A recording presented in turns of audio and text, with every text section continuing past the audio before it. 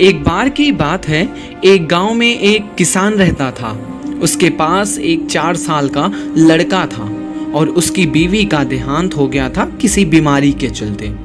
आसपास के लोगों ने कहा कि दूसरी शादी कर लो, बच्चे की देखभाल हो जाएगी। 2-3 साल बाद उस किसान को भी लगा कि शादी कर लेनी चाहिए, तो उसने दूसरी शादी कर ली और दूसरी बीवी से भी उसे एक लड़का प्राप्त हुआ और वह भी मर गई। ऐसे चलते चलते सालों बीत गए और बड़े वाले लड़के की शादी हो गई और कुछ ही दिनों के बाद उसके बूढ़े पिता की भी मृत्यु हो गई। सब कुछ सही चल रहा था कि कुछ दिनों बाद छोटे भाई यानी कि उसके सौतेले भाई की तबीयत खराब रहने लगी।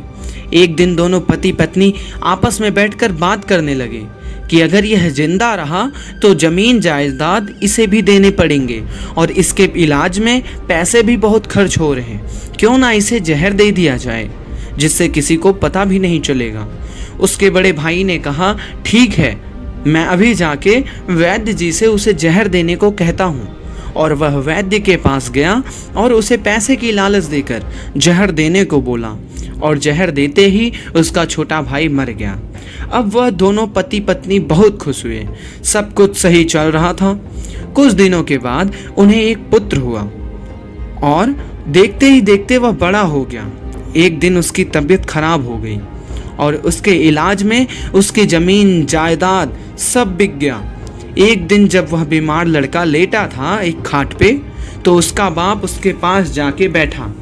तभी वह लड़का बोला, भैया सब हिसाब तो पूरा हो गया मेरा और आपका, बस कफन और लकड़ी का हिसाब बाकी है, वह भी पूरा करके मैं चला जाऊंगा। उसके बाप ने आश्चर्यचकित होकर बोला कि मैं तेरा भैया नहीं, मैं तेरा बाप हूँ।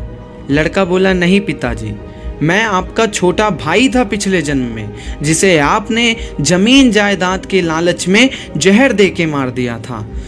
जब देखा अब आपका कुछ नहीं बचा, यह कह के लड़का मर गया और उसके बाप के पास कुछ नहीं बचा, उसका बाप बर्बाद हो गया। दोस्तों, जो हम आज करेंगे वही हमारे जीवन में लौटकर आएगा। सब कर्मों का खेल है, इसलिए एक ही जीवन है, अच्छे कर्म करते रहिए। धन्यवाद, मिलते हैं अगली वीडियो में।